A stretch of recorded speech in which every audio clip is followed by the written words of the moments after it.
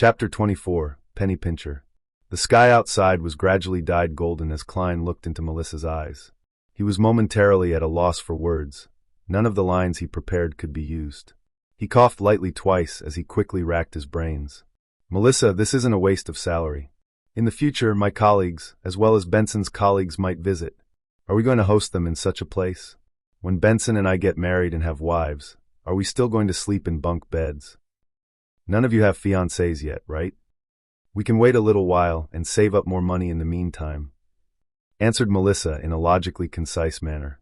No, Melissa, this is a societal rule. Klein was stumped and could only count on lofty principles. Since I'm earning £3 a week, I should look like I'm earning £3 a week. To be honest, having rented an apartment before with others, Zhou Mingrue was no stranger to his present living conditions as Klein. He was very used to it, but it was because of his past experience that he knew how inconvenient such an environment was for a girl. Furthermore, his goal was to become a beyonder and study mysticism to find his way home. In the future, he was bound to conduct some magical rituals at home. Having too many people in the apartment building made incidents prone to happen. Klein saw that Melissa was about to continue arguing, and hurriedly added, "Don't worry. I'm not planning to get a bungalow, but probably a terrace. Basically, it has to have a bathroom we can call ours. Also, I like Mrs. Smiron's bread, Tingen biscuits, and lemon cakes too. We can first consider places near Iron Cross Street and Daffodil Street." Melissa pouted her lips slightly and fell silent for a moment before nodding slowly. "Besides, I'm in no rush to move either. We have to wait for Benson to return," said Klein with a chuckle. "We can't have him be shocked when he opens the door to find nothing, right? Imagine him saying in astonishment, 'Where are my things? Where are my siblings? Where's my home? Is this my home? Did I make a mistake? Goddess, wake me up if this is a dream. Why is my home gone after a few days of absence?'" His mimicking of Benson's tone made Melissa involuntarily smile as her eyes scrunched up and revealed her shallow dimples. No, Mr. Frankie would definitely be waiting by the door to get Benson to hand over the apartment keys. Benson wouldn't even be able to come up. The girl disparaged the miserly landlord. In the Moretti household, all of them would like to make Mr. Frankie the butt of their jokes for every trivial and major matter. It was all thanks to Benson who initiated this practice. Right, there's no way he would switch locks for the tenants after us. Klein echoed with a smile. He pointed at the door and quipped, "Miss Melissa, shall we head to Silver Crown Restaurant for a celebration?" Melissa sighed gently and said, "Klein, do you know Selina? My classmate and my good friend." Selina? An image of a girl with wine-red hair and deep brown eyes surfaced in Klein's mind. Her parents were Evernight goddess believers. They had named her after Saint Selina as a blessing. She was not yet 16, and was half a year younger than Melissa. She was a happy, cheerful, and outgoing lady. Yes. Klein nodded in affirmation. Her elder brother, Chris, is a lawyer. He currently earns close to £3 a week as well. His fiancée works part-time as a typist, described Melissa. They have been engaged for more than 4 years.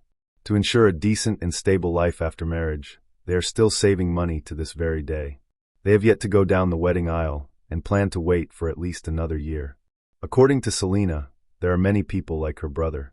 They typically get married after 28. You have to make advance preparations and save up. Don't squander your money. It's just a meal at a restaurant. Is there a need to preach at me?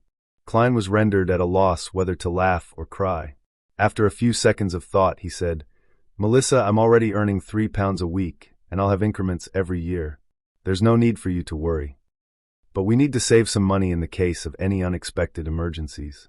For example, what if that security company suddenly closes down? I have a classmate whose father's company went bankrupt. He had to find temporary work at the pier, and their living conditions turned terrible instantly. She had no choice but to quit school," advised Melissa with a serious expression. Klein extended his hand to cover his face. That security company and the government. Yes, it has some connections with the government. It will not easily close down. But even the government isn't stable. After every election, if the party in power changes, many people will have their positions stripped off. It turns into a mess. Melissa retorted in an unyielding manner. "Sis, you sure know a lot." Klein found the humor in his exasperation as he shook his head. "All right then. Then I'll boil some soup with the leftovers from yesterday. Buy some pan-fried fish, a slab of black pepper beef, a small bottle of butter, and a cup of malt beer for me. Anyway, there should still be some celebration. They were commonly sold items by hawkers on Iron Cross Street. A piece of pan-fried fish was 6 to 8 pence. A not-so-big piece of black-peppered beef was 5 pence. A cup of malt beer was a penny, and a bottle of butter weighing about a quarter pound was 4 pence, but buying a pound of butter would only cost one solely 3 pence. The original Klein was responsible for buying ingredients during holidays, so he was no stranger to the prices.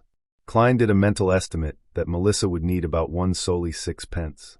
Therefore, he took out 2 one solely notes. All right. Melissa did not object to Klein's proposal. She put down her backpack of stationery and took the notes.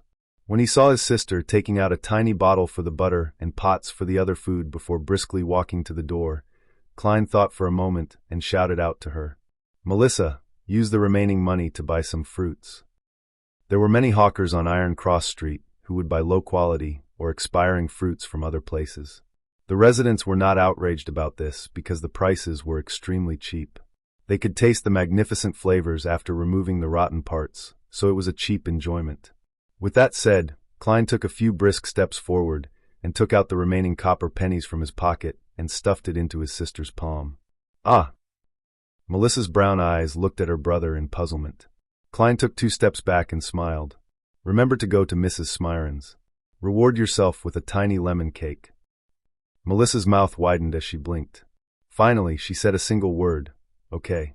She quickly turned around, opened the door, and ran toward the stairwell. A river tore through the land, with cedar and maple trees lining the banks, the air so fresh it was intoxicating.